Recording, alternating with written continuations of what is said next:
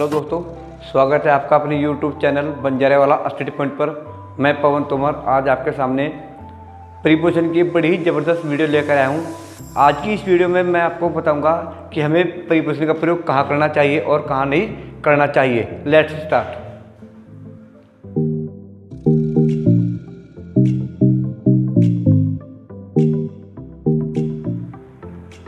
अब मैं आपको बताऊँगा ये छत पर एक कबूतर है। छत पर एक कबूतर है। अब हमें क्या करना है,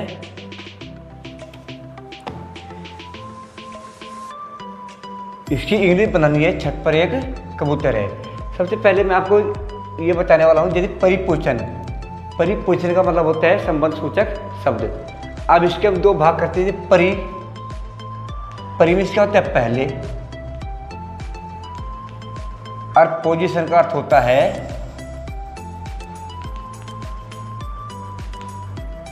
स्थान या स्थिति।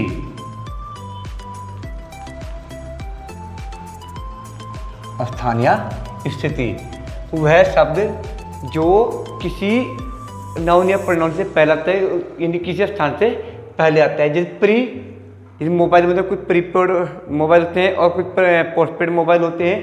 तो ऐसे ही यहाँ पर होगा, छत पर एक कबूतर है। छत हमारा क्या है, नाउन, और एक कबूतर क्या है, नाउन, और है वर्ब।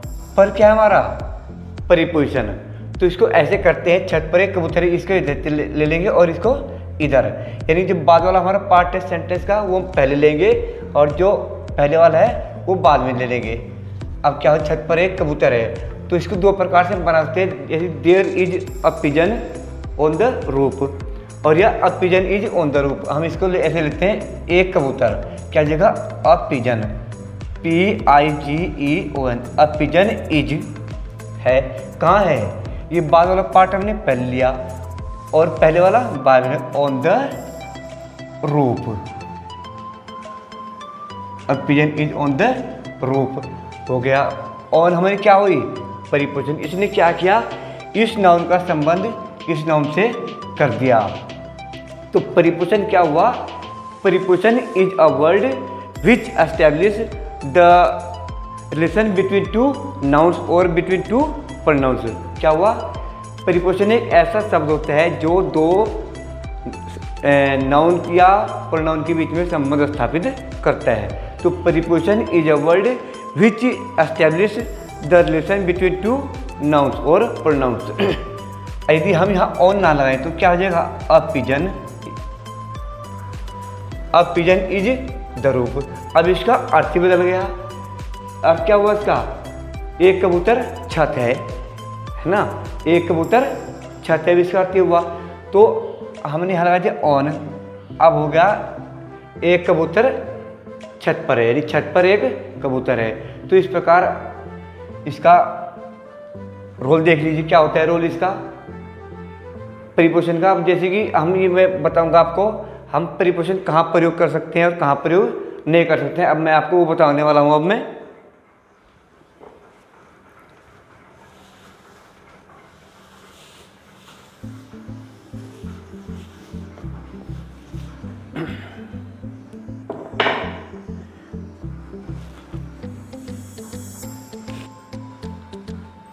अब मैं आपको बताने वाला हूँ प्रीपोजिशन का प्रयोग कहाँ करते हैं, कहाँ नहीं करते हैं। अब प्रीपोजिशन का प्रयोग हम कभी भी वी फर्स्ट से पहले नहीं करते और वी सेकंड से पहले भी नहीं करते, और एक होता है वी थर्ड से पहले नहीं करते, और एक होता है वी फाइव से पहले नहीं करते हम। और ये वी फर्स्ट, जैसे कि हमें क्या हुआ है, हमारा गो जाना, ये हमारा वी फर्स्ट हुआ। और वेंट, WENT वेंट, ये हमारा वी सेकंड हुआ। गॉन, ये हमारा वी थर्ड हुआ। गॉन वी थर्ड हुआ हमारा। और वी फोर होता है वी फर्स्ट प्लस ING, यानी वी फोर गोइंग होता है।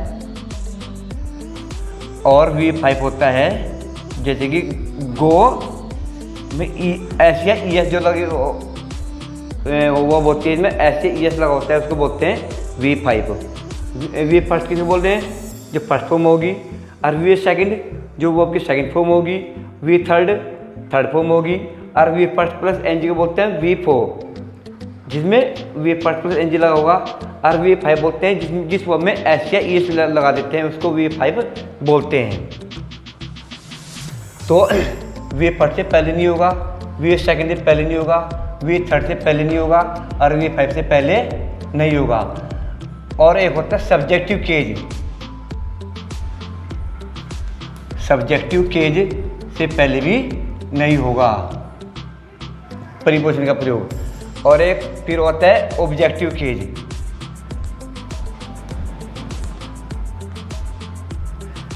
ऑब्जेक्टिव केज से पहले होगा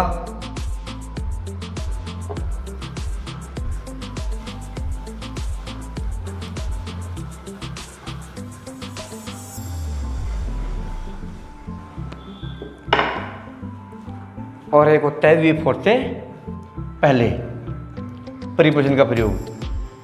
वी फर्स्ट जैसे गो है वहाँ नहीं होगा, जैसे आफ्टर गो नहीं चलेगा, आफ्टर वेंट या आफ्टर गोन नहीं चलेगा, इससे पहले नहीं होगा।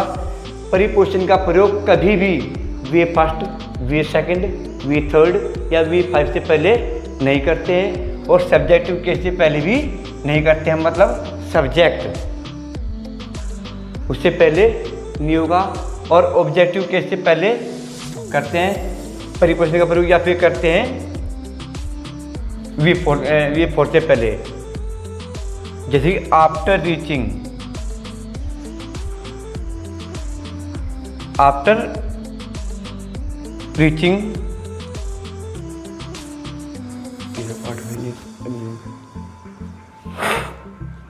जैसे कि after reaching market. After reaching market, तो रीचिंग क्या हुआ हमारा, V4 हुआ, और इससे पहले हमारी प्रीपोजिशन आ गई। तो आफ्टर रीचिंग मार्केट, बाजार पहुंचने के बाद, वी बॉट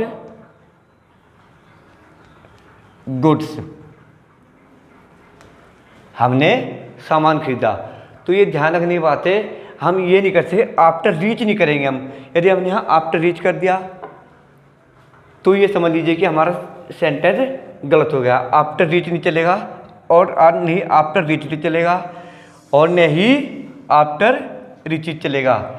यदि आपको कहीं भी इस प्रकार का सेंटेंस मिलता है तो समझ लीजिए कि वो सेंटेंस हमारा गलत है। तो वहाँ क्या करना है हमको, आफ्टर रीचिंग, यानी जहाँ ING लगा होगा उससे पहले ही हम वर्ब का प्रीपोजिशन का प्रयोग कर सकते हैं। आफ्टर रीचिंग मार्केट, बाजार पहुंचने के बाद, वी बॉट गुड्स, हमने सामान खरीदा। ये ध्यान रखने की बात है, कभी भी V first, V second, V third या V5 से पहले प्रयोग हम प्रीपोजिशन नहीं कर सकते, और नहीं सब्जेक्ट से पहले कर सकते हैं, केवल ऑब्जेक्टिव केस से पहले कर सकते हैं, और V4 से पहले प्रीपोजिशन का प्रयोग कर सकते हैं बच्चों। अब मैं आपको आगे बताने वाला हूँ।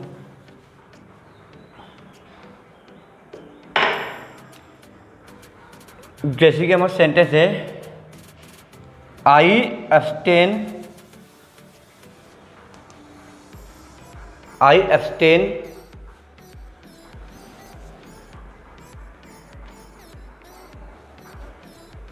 abstain from drinking.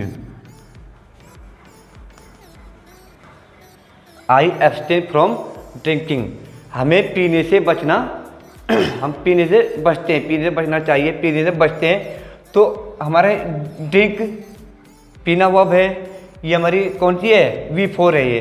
तो इससे पहले क्या हमारी प्रीपोजिशन आ गई, तो ये ठीक है। अगर हम यहाँ ऐसे करते हैं फ्रॉम ड्रिंक करें तो गलत हो जाएगा, या ड्रिंक करें, अगर ड्रिंक करें फ्रॉम ड्रंक करें वो भी गलत हो जाएगा। अब हमारा एक वर्ब है एग्री।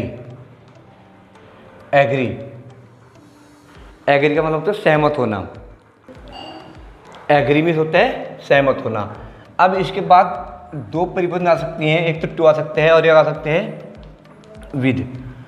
तो बच्चे गलती कहाँ करते हैं, कहाँ हमको टू लगाना है, कहाँ विद लगाना है, वहाँ गलती कर देते हैं। अगर एग्री के बाद टू आएगा तो क्या हम किसी वस्तु से सहमत होंगे, किसी वस्तु से सहमत, किसी वस्तु से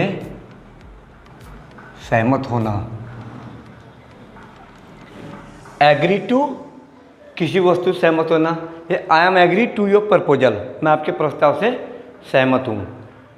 यदि एग्री के बाद विद आएगा तो होगा किसी व्यक्ति से सहमत होना, किसी व्यक्ति से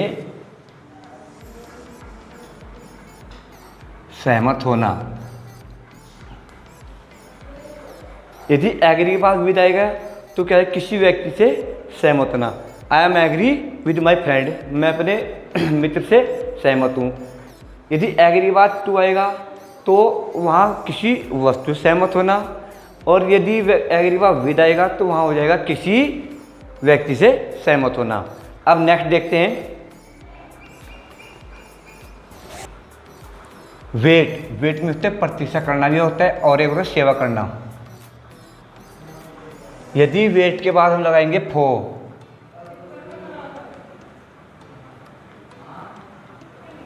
तो हो जाएगा प्रतीक्षा करना। वेट के बाद फो प्रतीक्षा करना, जैसे कि आई एम वेटिंग,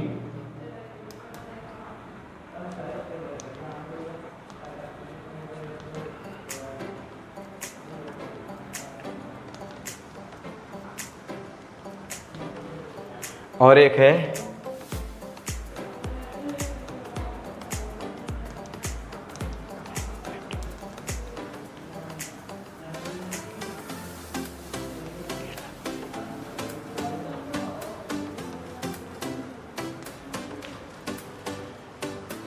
अब यहाँ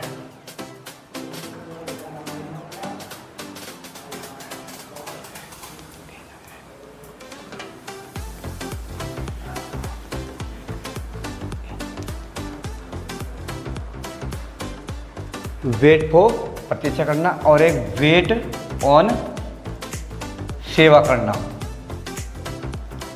सेवा करना। यदि वेट के बाद फॉर लगाएंगे तो क्या हो जाएगा, प्रतीक्षा करना, और वेट के बाद ऑन लगाएंगे तो क्या हो जाएगा, सेवा करना। अब देखना है आई एम वेटिंग, मैं प्रतीक्षा कर रहा हूँ, माय फ्रेंड, अपने मित्र के। यहाँ हमको देखना है फॉर लगाना है, ऑन लगाना है या इन लगाना है। अब तीन में से एक आएगा, फो, इन, ऑन। मैं अपने मित्र की प्रतीक्षा कर रहा हूँ, यानी कि मेरा मित्र बिल्कुल ओके है, कोई प्रॉब्लम नहीं है, तो क्या आ जाएगा यहाँ, फो। मैं अपने मित्र की प्रतीक्षा कर रहा हूँ। हाँ, हम वेटिंग। अब यहाँ क्या है, माय इल फादर, क्या मैं अपने बीमार पिताजी की प्रतीक्षा कर रहा हूँ, या मैं अपने बीमार पिता की सेवा कर रहा हूँ।